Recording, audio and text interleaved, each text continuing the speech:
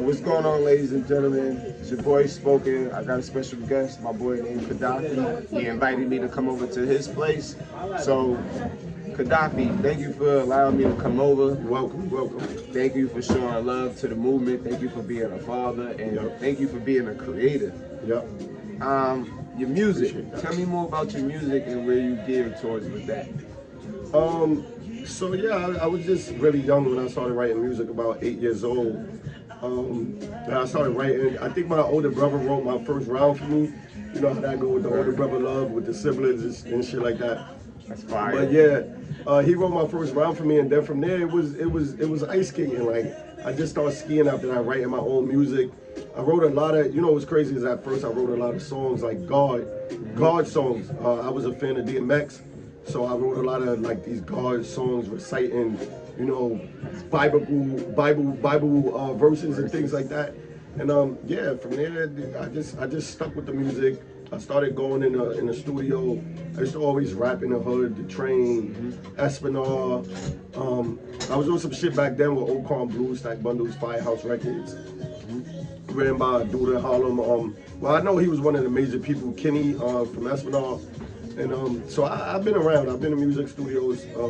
Later on in my life, I got into battle rap, so I'm a current battle rapper. Shout out your gram and stuff so that the people can know where to find you as well. Y'all can find me at TATT_LYFE_. Again, TATT_LYFE_. Alright, so I seen you out there at the Father Speak Up movement. I usually talk about social awareness and mental health, so I want to ask you, what do you do to govern your mental health to keep you staying afloat and mentally sane? So me, I like to help others to you know, protect my mental health, because I know a lot of people need attention as far as venting. So I do currently own a tattoo shop business on 125th Street, and each year I try to do a mental health awareness event for children. So the children come out, they could get in the exotic cars that's out. Shout out to Supercharged Kings, they definitely a big supporter in the event that I try to keep going annually. I don't think I did it this year, I did it the previous year, it was just a lot going on this year. But we're gonna get it back going this year, definitely. But that's basically it. For me, it's all about manifestation, keeping calm, and just learning how to control your emotions. And I think that's a big deal about it. And always, if you're a child, always vent to your mom. And parents always ask your children, do they have something on their mind? Things like that, you know. Blessings, amen. That's a beautiful response. Yeah. All right, so now, at what moment in your life, what phase in your life did you decide to take mental health seriously? And what avenues did you take to start addressing your situation? It's crazy. I think I really started realizing about mental health when I was incarcerated. I think there's something called the MO house in prison or jail, whatever. And I took a test for SPA. It's like super prevention from like hanging up, like, so you can watch over people while they trying to commit suicide. And you could prevent that. So let me correct that. It's a job where you can actually prevent people from committing suicide. Wow. I actually failed the test. I failed the test, but then it did raise my awareness for mental health to the point where I was like, oh shit, I'm in jail, and there's actually dudes in here that's actually contemplating on hanging themselves. So I think that was a big step for me to realize what mental illness was. And the second step for me was, I do have a sister that's schizophrenic.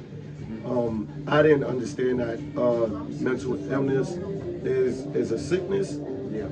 So it's actually a sickness. And some people just like, oh, that person is crazy. And this, that, and the third.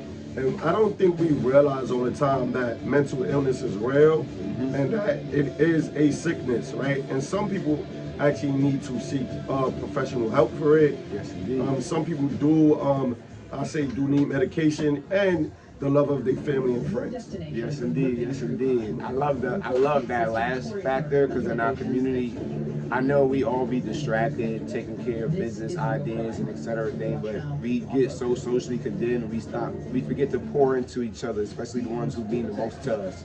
And I think that's what's so important is pouring into each other, right? Yes. I think we could stop sometimes the condition of mental illness if that kid is receiving the proper love from both parents, from their peers that's around them, from their brothers, their sisters, and just everybody else around them that's showing love. A lot of times we're so busy in the world with working and trying to keep up with society is that we don't even pay attention to the own people that surround us who we really love. So I think that we should just start trying to have that awareness more often of who's around us and what they're going through, and always checking on the people you love. Amen. That's a beautiful joint. So the fact that we left off on that, we're gonna go gear down to children, right? As a child, what did you see coming up, and what did you feel like, not just you like, but the community, the people you grew up with, so we could be as a collective message type of thing?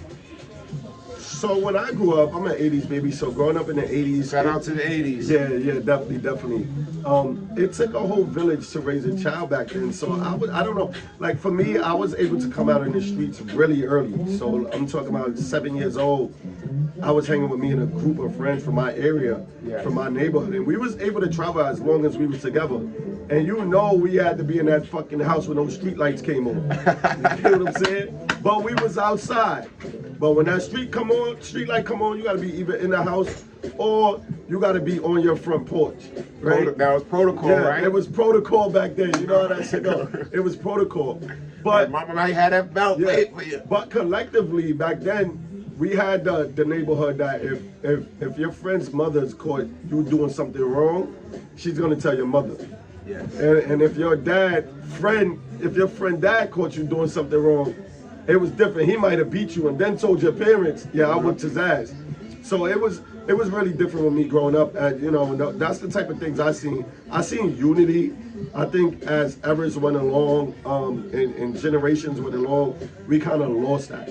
Yeah. You get what I'm saying? And I think with the right amount of people, the right group, and the right people paying attention, you can kind of get that back. Okay, that's beautiful, man. What do you think about transparency and vulnerability, is most importantly when you're a child? I think transparency is very important. Being real. I think parents are too caught up on the I'm your father, I'm your mother, and don't talk back to me and things like that. But I think letting your child be transparent and giving them that space to actually tell you what's wrong with them, and always asking them like, hey, how was your day, and what was the greatest part about your day, and what was the baddest part about your day.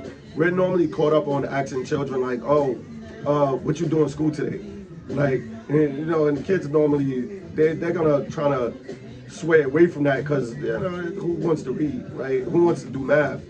These are things that's conditioned into them. But if you start to ask them like, what was the worst part about your day, right? What was the happiest part about your day?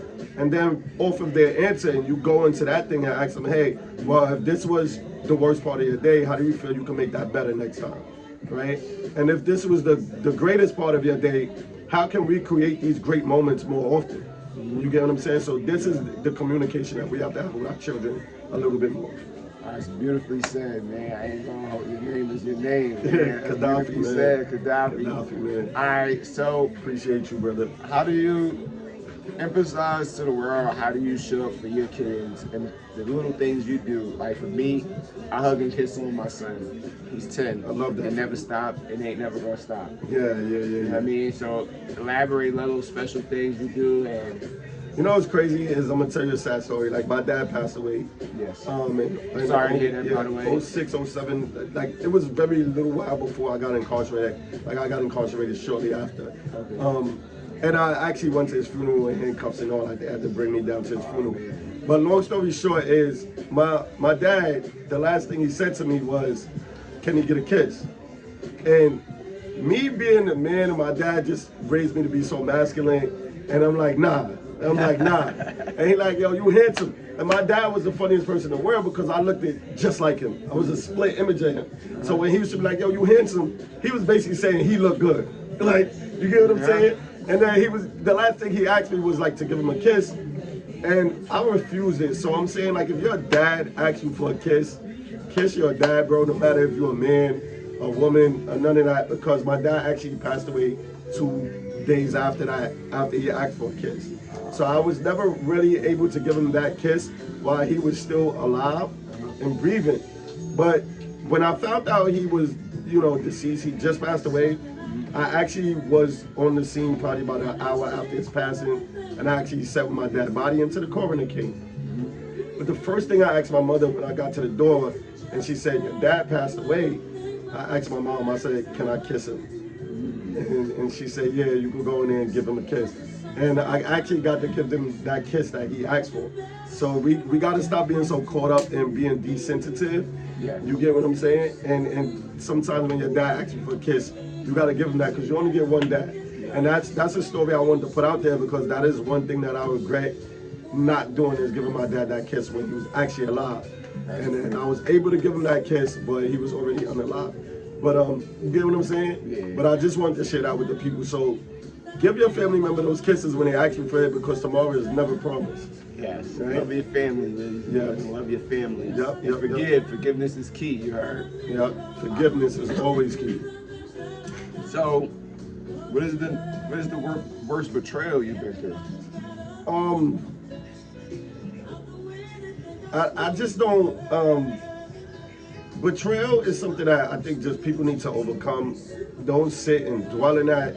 I have plenty of times I feel like I was betrayed, and I wouldn't even feel the need to speak on those times.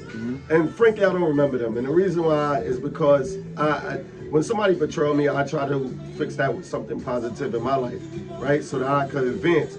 Because clearly, if you betrayed me, I'm around the wrong person, right? Yeah. So if I'm around the wrong person, that I was betrayed, then I gotta substitute, and I gotta start taking those people out of my lives and putting good people in my life.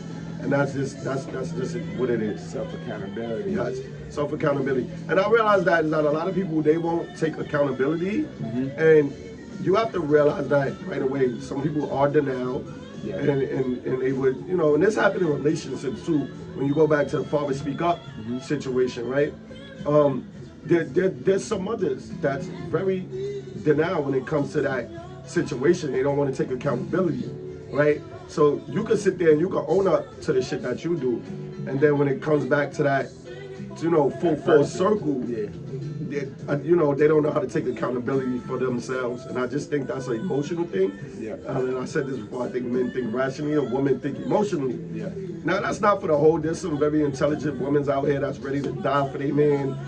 They psychologically they know, like, that's my king, et cetera, et cetera. But those are not the women that we're always aiming for. And that's what's so whack, right? Is that you have the beautiful black whatever woman, right? And then some of them don't even have to be black. They just know, like, he's a king, right? And you have those women, and we don't go for them often.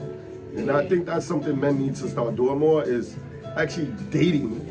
Like dating and getting to see who you about to lay down with. Like, when we meet due to trauma, you see how we engage, and it was like that uncomfortability, but it was safety. Yeah. But we had to eliminate what we were socially conditioned to in order to step into the unknown to facilitate something like this. So even in a relationship, sometimes we meet people who's compatible for us, but since it feels so peaceful, we rebel. We repel from one another due to the trauma instance of what happened to us. So this is why, like, take the relationship out of it. As men and men, look how powerful this conversation is. It's powerful. We stepping into the unknown, and we eliminated that trust factor that keeps us captivated. And the fact that you said that and we just met today means a lot, because we did eliminate that force field that's normally between two black brothers when they meet each other and don't know each other.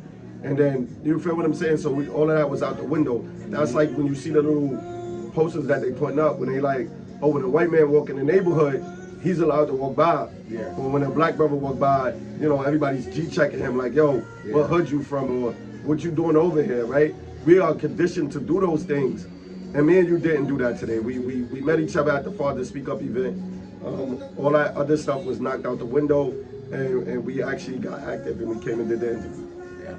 See, But I see when we able to translate and converse like we did, just that small interaction, I seen your creativity over here too. appreciate you. So I was able to trust in myself. Then you offered this opportunity, which made me execute. You know what I'm saying? And you too. I appreciate you. You came through. I'll do, like I said, I want to do more of this. Hopefully, me and you could create a program where we actually interview a lot of people, because your questions is on point. I don't see no shyness. I don't see no it feel like you made for this type of shit. Like, you get what I'm saying? So Thank you for telling me that. and just not having anything written down, no cards, no nothing. You working off of authenticness. Authenticity. That's what authenticity. That's why I'm here. I cover you. Yeah, but you're working off of being authentic. We're just gonna say that, and being organic. And you don't got no flashcards. You don't got nothing. You just sat here and did a great interview. Very meaningful, and I appreciate that.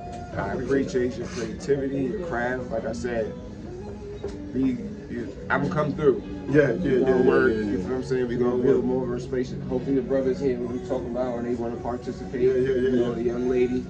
And we're gonna execute, because this is when you set your intentions out, right? Even in your most darkest moments, it will flourish through. But you have to keep dedicated in what you believe in and what matters to your heart. My kids matter to my heart, right? So this is why I do the shit I do. I ask the questions I ask, because I'm learning off you. You know what I'm saying? That's why I look at you and I just sit there and listen. We gotta learn from our brothers, man. And I think that's a big major part, especially, our elders. You up there with my age, you're gonna be up there soon too. And I always say this too. I don't think like people that's 40 and 45 and going in their 50s, you gotta understand we come from the same cloth, the same environment, and we didn't make it to that age for no reason. So it's always good to listen to your peers and just tap in, and maybe they could teach you something.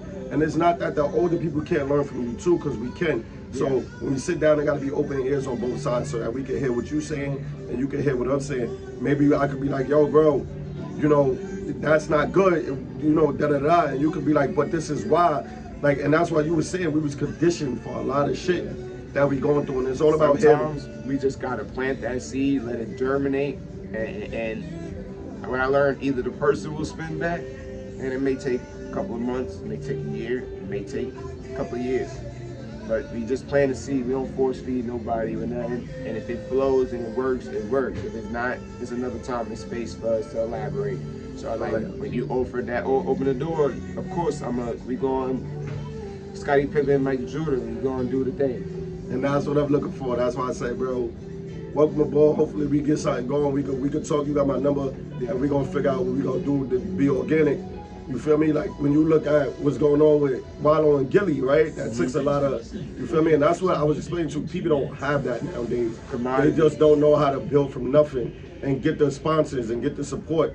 And it takes consistency, so hopefully we can get something going that's consistent and be able to pull us off. Trust me, we definitely are. And for the youth, you see how I'm younger, he elder. First and foremost, it slipped my mind. It brought it back. I ain't gonna hold you. What can I say for the youth? I knew that was coming. I'm gonna give you your flowers. Because you don't even look the age you look. Right? Thank you, I appreciate that. So, yeah, this is gems for the youth.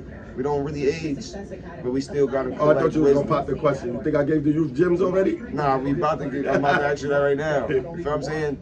Youth, open up.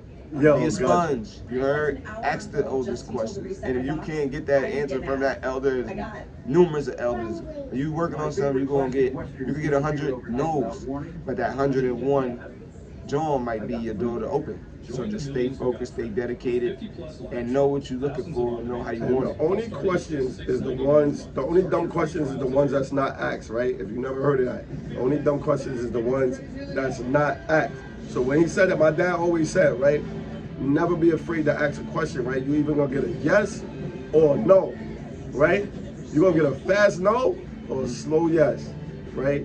None of those can hurt you, right? Those words cannot hurt you. So always take the initiative and the opportunity to ask right? Anything that you need in life. And when you ask that, you're either gonna get a yes or a no, and it's not gonna kill you. You're gonna try again. Right?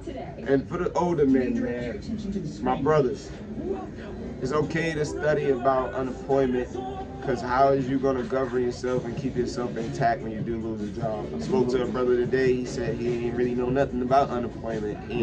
And I understand we face rejection, so we choose to stir away from the system. But like he just said, like I just told y'all, too, you got to go get welfare to get you some food stamps, some cash assistance to be in your kid's life momentarily until you find another job, because they actually give you programs so you can go get a job. We ain't gonna talk about the rights, the route of that, right? Because you can also get cash assistance and then apply yourself to some type of shelter where they give you a caseworker and things like that. So you can get the knowledge from me or the brother right here if you need that type of knowledge. So yes, PA public assistance do give you cash welfare assistance, right? I do believe that you have to have some type of employment to get apartment. If not, they will help you with that. And I think you got to be like working under 22 hours a week or something like that. So you know, if you don't have the right employment, there's programs out here like public assistance that will help you. Do get yourself into a shelter, apply yourself to that if you can. Your caseworker will help you and appoint you to public assistance and things like that, right? So there's all type of assistance out here, especially if you're in the New York area. So if you're in the New York area, try to get those things going. Maybe you get your own place, you get your place for you and your kids, right? And it is even better if you have a child, right? For fathers, and this could be for mothers too, right? Because if you have a child, they put you in a family shelter and things go a lot faster, a lot smoother. So as long as you got that PA case going, your caseworker gonna walk you through everything else, right? A lot of us are I ain't going in the shelter, but where did we grow up at? Where did we grow up at? We grew up in our parents' houses, right? Let them know. A lot of our parents got those houses from being in those shelters, right? I know mine did. It ain't nothing to be ashamed of. I know back in the days, my mother and them was giving those programs. Most of us, y'all remember when food stamps was food stamps and you had to cash them in the Chinese restaurant, right? Your parents was getting those food stamps from public assistance, right? And my moms and them, they went from a shelter to being in a crib. So what we don't want to do is the same exact way our parents got their cribs, right? We don't want to go in shelters and get this assistance. We too cocky because we had internet and cell phones and all this stuff our parents didn't have. Don't ever try to be better than your parents, right? No, don't. You do what you can do as best as you can do. The moment you say you try to be better than your parents, you're going to have rude awakening. Get up and go in them shelters. Your parents did it, and that's how they got their crib, right? If you sitting in the house, the worst thing right now, you don't got your own spot, and you don't feel me, and it's now you got to listen to your mother. You feel me? You in your late 20s, you got to listen to Mama Love, and she telling you when you can come in and when you can't leave the house. No man wants that as a grown man, right? Exactly. So let's try to get out there during the process, and use the resources. Your mental health be messed up, you be at mad, self-doubt, all these things. Those people who's dealing with your paperwork, when you wake up in the morning, you go check in with your caseworker, you give them a hard time, they're going to give you a hard time, right? Because they got their life circumstances that you going through that they going through. They one check away from being homeless, ladies and gentlemen. So when you go in there with the courteous and a grace of heart, and you accept where you at in life, and you show up with your documentation, you show up on time, and you apply yourself, no matter how long it takes. But I promise you, you kill people with kindness, them doors open up a little faster. Don't do what everybody else do, change the dial, go the opposite direction, because everybody frustrated, everybody going through some turmoil mentally, emotionally, spiritually. But who you showing yourself up as the world to be? That's what's important. Humble yourself, eliminate pride and ego, jump out the race and step into the marathon, you heard? RP Nip, you heard? Yo, shout out to the people, shout out to you, dude. And we don't want to do another one though, because I want you to show your spot. So but that's it, y'all see where we at, man. Well, I guess I do got another one. You're going to put this up in there. But I already showed up my Instagram. You could catch me at TATT_LYFE_. TATT_LYFE_. My handle is KADAPHI. I am a battle rapper. You can find me on YouTube at KADAPHI. Some of my music is on YouTube.